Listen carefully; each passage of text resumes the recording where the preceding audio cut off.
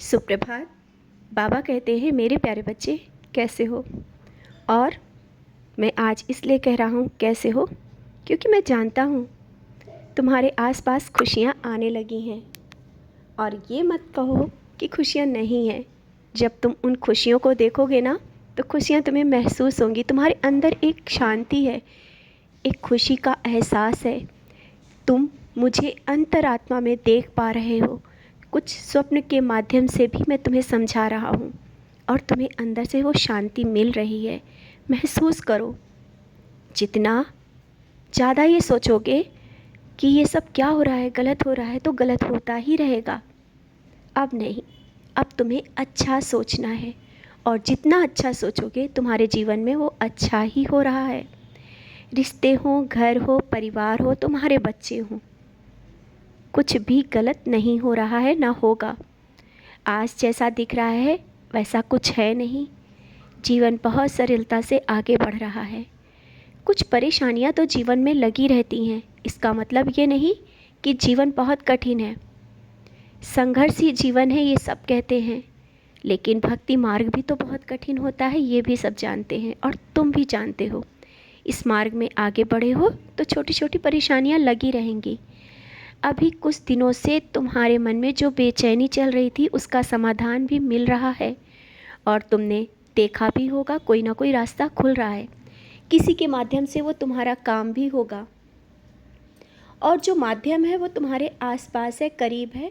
हो सकता है एक दिनों के अंदर या 2 दिनों में वो तुम्हें वो माध्यम समझ में आ जाए कि तुम्हारी जो कार्य है वो किसके माध्यम से होगा। क्योंकि मैं स्वयं नहीं आता हूँ, किसी न किसी को अवश्य भेजता हूँ तुम्हारे जीवन में। बहुत ही जल्दी तुम्हें तुम्हारी मंजिल तक मैं पहुँचा दूँगा। और तुम कहीं जाना चाहते हो लेकिन कुछ इंतज़ाम नहीं हो पा रहा है ना, आर्थिक स्थिति सामने आके खड़ी हो जाती है। मैं चाहता हूँ जहाँ तुम जाना चाहते हो जाओ, क्योंकि इंतज़ाम तो मैं कर रहा हूँ।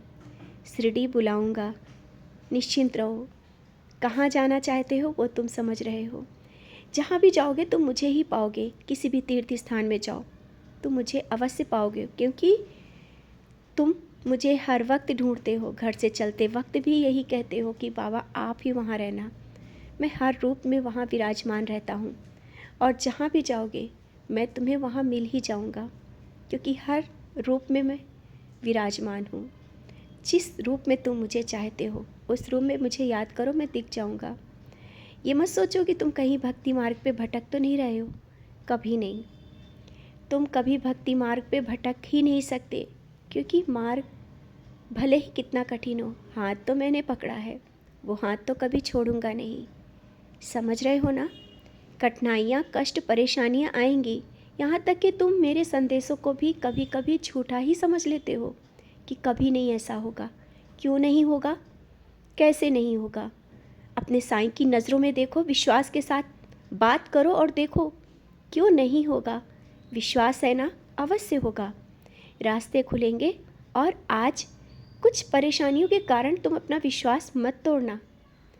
मैं तुम्हें उस मंजिल तक ले जा रहा हूँ जहाँ तक तुम्हारी नज़रें भी नहीं पहुँच सकती। वहाँ तुम सोच भी नहीं सकते हो कि वहाँ कुछ तुम पहुँच पाओगे।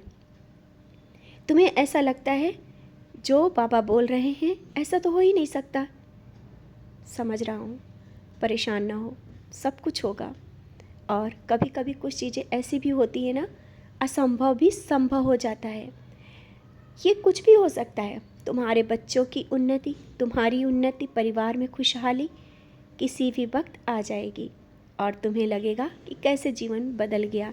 ये सपने में नहीं दिखा रहा हूँ, वास्तविकता बता रहा हूँ, क्योंकि तुम परेशान हो ना।